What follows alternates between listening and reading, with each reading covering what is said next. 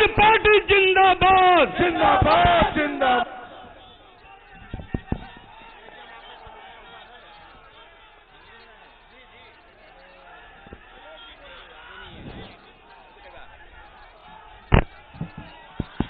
बहुत धन्यवाद आप सबका। इस कार्यक्रम में उपस्थित समाजवादी पार्टी के जिले के अध्यक्ष वीरेंद्र यादव जी, हमारे साथ चल रहे मनोज पांडे जी, पूर्व मंत्री, मंच पर उपस्थित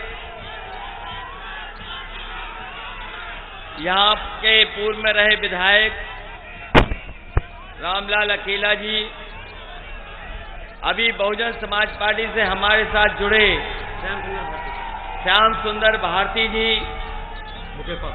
मुकेश पासी जी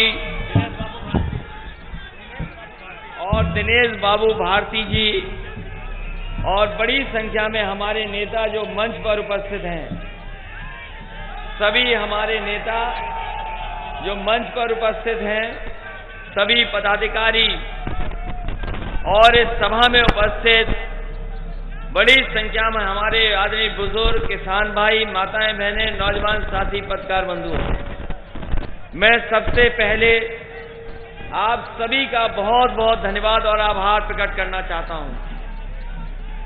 जहां इस विधानसभा का कार्यक्रम है और सुबह का कार्यक्रम है, जब घर से चले होगे तो बहुत सर्दी रही होगी, उस समय सूरज भी नहीं निकला था।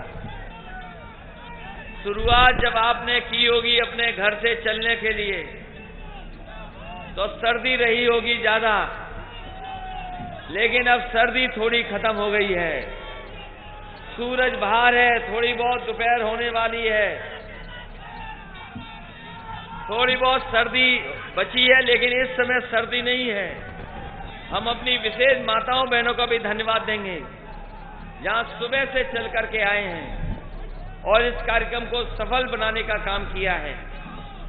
आने वाले समय में चुनाव होने जा रहा है और ये चुनाव न केवल हमारा आपका भविष्य तय करेगा, बल्कि उत्तर प्रदेश किस दिशा में जाए और भविष्य में देश की राजनीति किस दिशा के लिए चले, उसके लिए भी उत्तर प्रदेश का चुनाव बहुत महत्वपूर्ण है।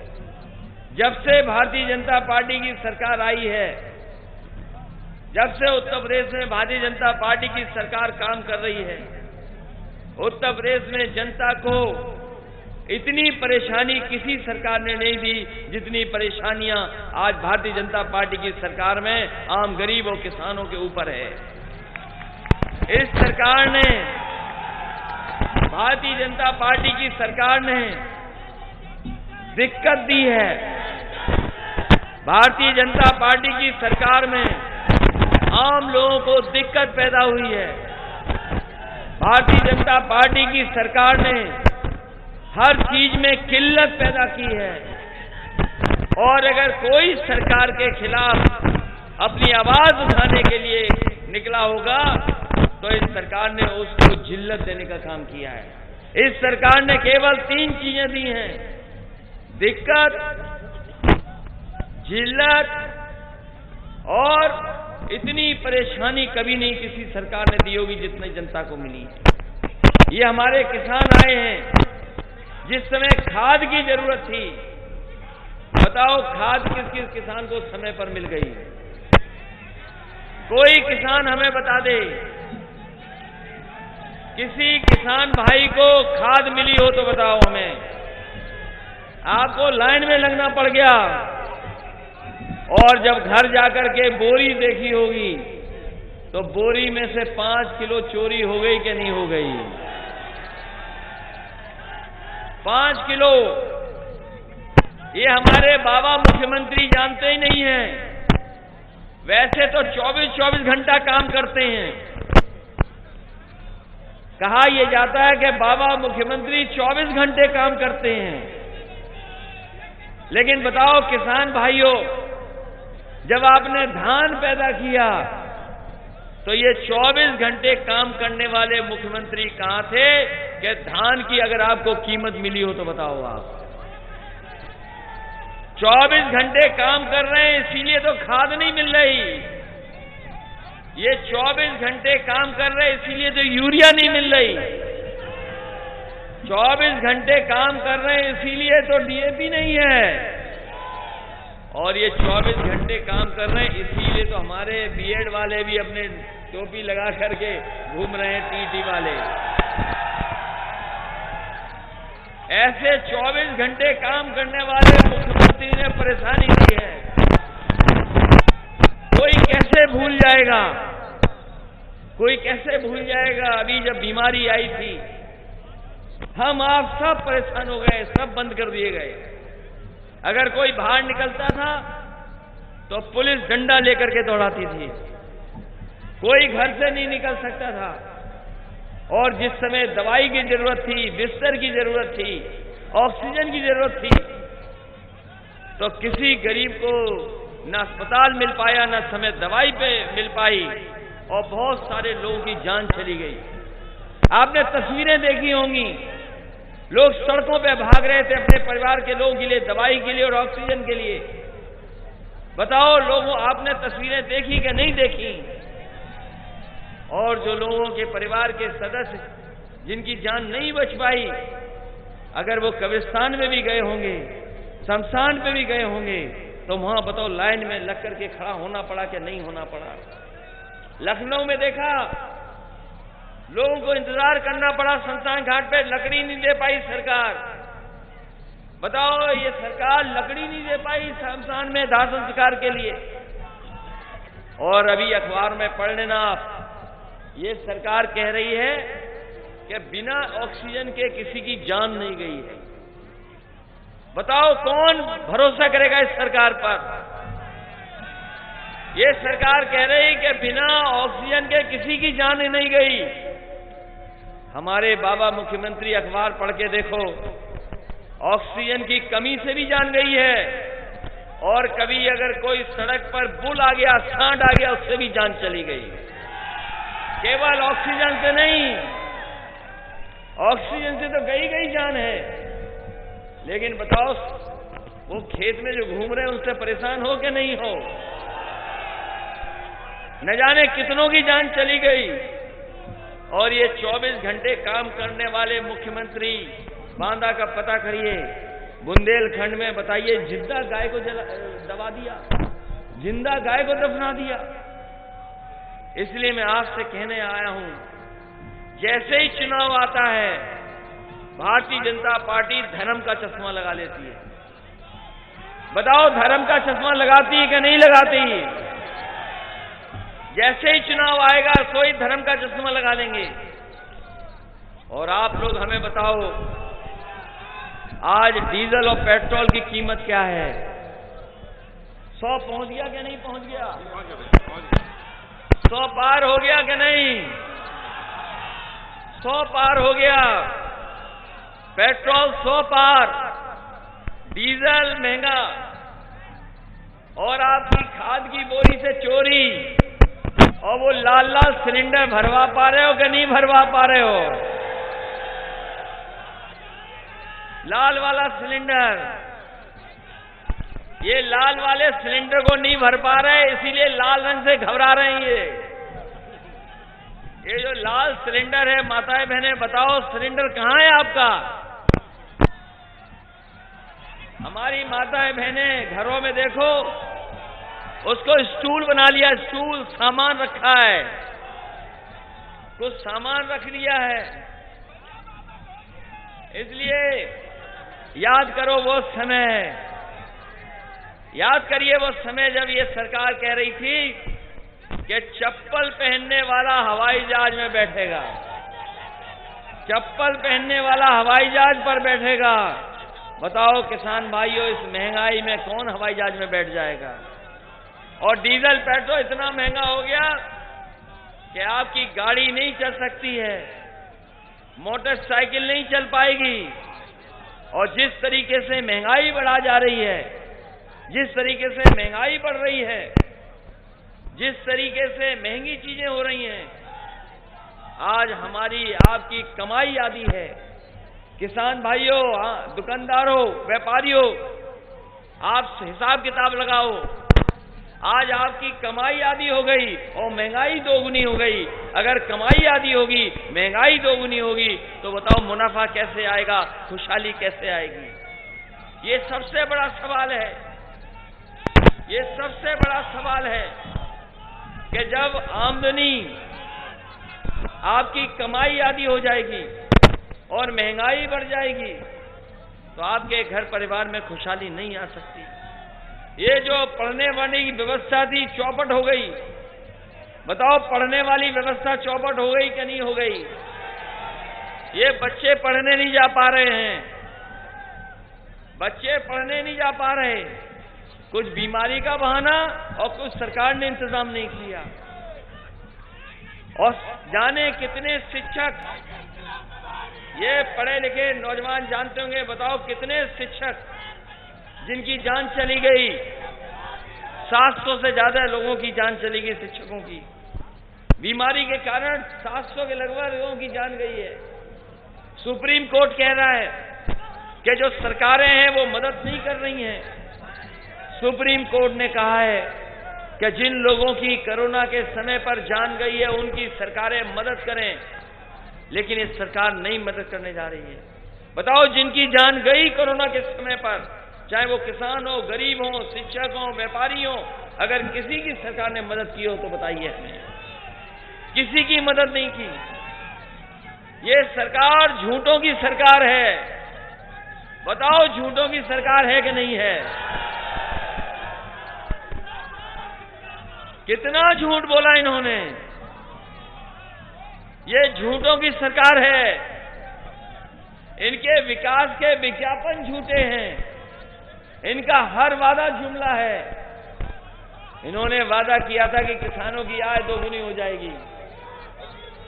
बताओ गरीब भाइयों, किसान भाइयों, आय दोगुनी हुई हो तो बताओ। नहीं हुई दोगुनी आय।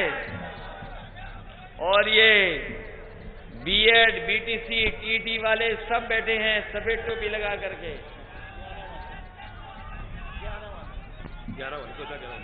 बताओ क्या हुआ तुम्हारी नौकरियों का? 2011 से लड़ रहे हो।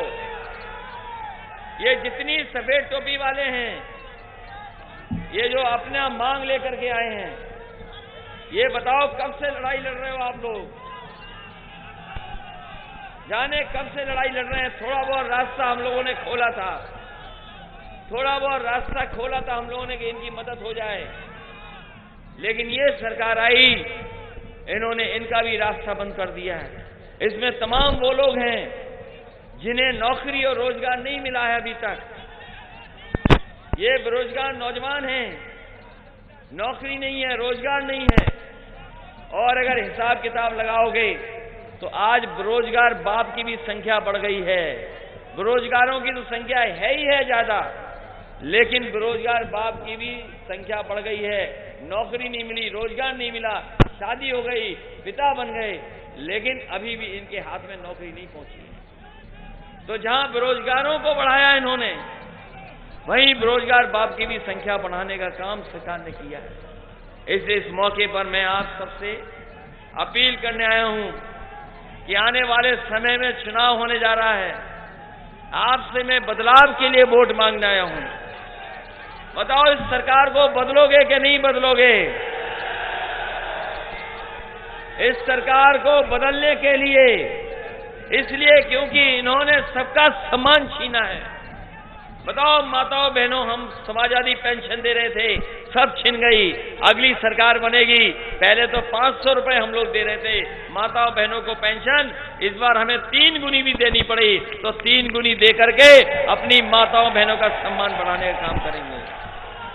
ये रायबरेली में जो एम्स बना है, ये सही है कि कांग्रेस के जमाने में आया, लेकिन उससे पहले बहुजन समाज पार्टी की भी सरकार थी, उस सरकार ने बनने नहीं दिया एम्स।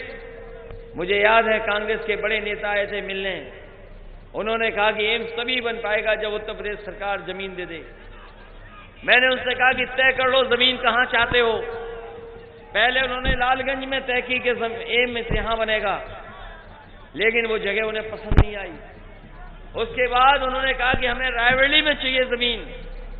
हमने कहा आप पसंद करके आ जाइए जो जमीन आप चाहते हो। उन्होंने कहा चीनी मिल वाली जमीन अच्छी है, अगर ये मिल जाएगी तो एम्स अच्छा बन जाएगा और शहर का शहर में हो जाएगा। उसी समय फैसला लिया और वो जमीन बिना पैसे के उत्तर प्रदेश सरकार ने दिल्ली सरकार को दी और उसका परिणाम हुआ कि एम्स आपका बन करके तैयार हो गया। ये बिजली की जो सुविधा है, हमारे बाबा मुख्यमंत्री तो कारखाने का नाम भी नहीं जानते। जिस कारखाने में बिजली बनती है उस कारखाने का नाम नहीं जानते हैं और 4.5 साल से रट रहे हैं, कारखाने का नाम अभी तक रट नहीं पाए। अभी तक कारखाने का नाम नहीं रट पाए।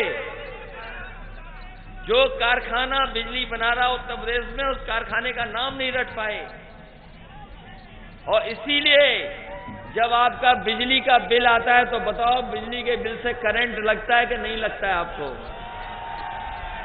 ये हमारे नौजवानों को पता होगा। समाजवादी सरकार थी तो लैपटॉप मिल रहा था। कोई गांव नहीं होगा जहां पर उस समय किसी न किसी लड़के को, बच्चे को न मिला हो।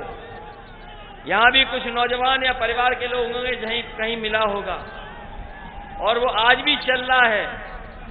4.5 साल से बाबा मुख्यमंत्री कह रहे हैं कि हम लैपटॉप देंगे, टैबलेट देंगे, स्मार्टफोन देंगे, लेकिन हम जानना चाहते हैं 4.5 साल से नौजवानों को कौन सी टैबलेट दे रहे हो आप? कौन सी टैबलेट दे रहे हैं 4.5 साल से? और सोचिए क्यों नहीं मिल रहा लैपटॉप, कंप्यूटर क्यों नहीं मिल रहा, स्मार्टफोन क्यों नहीं मिल रहा? क्योंकि हमारे बाबा मुख्यमंत्री कंप्यूटर चलाना नहीं जानते, इसलिए लैपटॉप नहीं मिल रहा। इसलिए सोचिए, आप योगी सरकार चाहते हो क्या योग्य सरकार चाहते हो? और योग्य सरकार होगी तो आपको एम्बुलेंस गांव में घर गरीब के पहुंचा देगी। अगर जरूरत पड़ेगी, कोई परिवार का सदस्य बीमार है तो एम्बुलेंस अगर किसी ने शुरू की है तो समाजवादी लोगों ने एम्बुलेंस चालू की थी। ये पुलिस का 100 नंबर भी शुरू किया था, जिससे गांव में, मेड़ पर, खेत में पानी को लेकर के झगड़ा अगर हो जाए, अगर झगड़ा हो जाए तो आपको थाने न जाना पड़े, आप फोन मिलाओ, पुलिस आपकी मदद के लिए पहुंच जाए।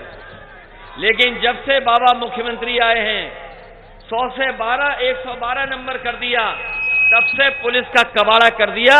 पुलिस को भी पता नहीं क्या कर दिया इन्होंने। 100 नंबर थी तो पुलिस ठीक थी, लेकिन 112 होते ही पुलिस भी बेईमानी हो गई। बताओ बेईमानी कर रही कि नहीं कर रही पुलिस? ये बाबा जी ने कबाड़ा कर दिया 100 नंबर का। इसलिए हम आपसे कह करके जा रहे हैं, साइकिल की मदद करना है, साइकिल की रफ्तार बढ़ा देना। बताओ साइकिल की रफ्तार बढ़ाओगे कि नहीं बढ़ाओगे? इसलिए इतनी सुबह आप लोग आए, इतनी सुबह सुबह आपने इस कार्यक्रम को सफल बनाया। मैं आप सभी बुजुर्गों का धन्यवाद देता हूं, माता बहनों का विशेष धन्यवाद देता हूं, अपने नौजवानों का भी धन्यवाद देता हूं कि आप लोगों ने आकर के इस कार्यक्रम को सफल बनाने का काम किया है। और मुझे उम्मीद है, भरोसा है कि आप लोग जब चुनाव होगा तो साइकिल को नहीं भूलेंगे, साइकिल की रफ्तार को कम नहीं होने देंगे। जिस तरीके से रायबरेली ने साइकिल का समर्थन किया है हर विधानसभा चुनाव में, इस बार भी विधानसभा के चुनाव में एक एक वोट समाजवादी पार्टी के पक्ष में डाल करके आप समाजवादी पार्टी को जिताने का काम करना, यही मैं निवेदन और यही अपील करने आया हूं। आप सबका बहुत बहुत धन्यवाद, बहुत बहुत आभार प्रकट करता हूं।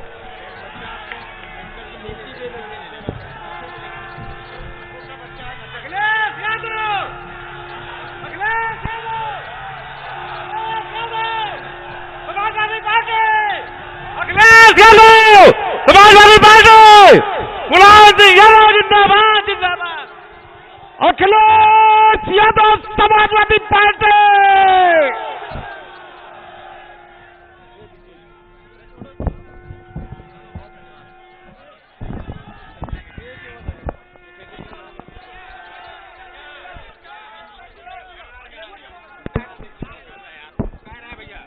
माइक ले लो, बुला रहे हैं, आ जाइए अब के चुनाव मा हमरे वोटन का ऐसा रेला हुई बे,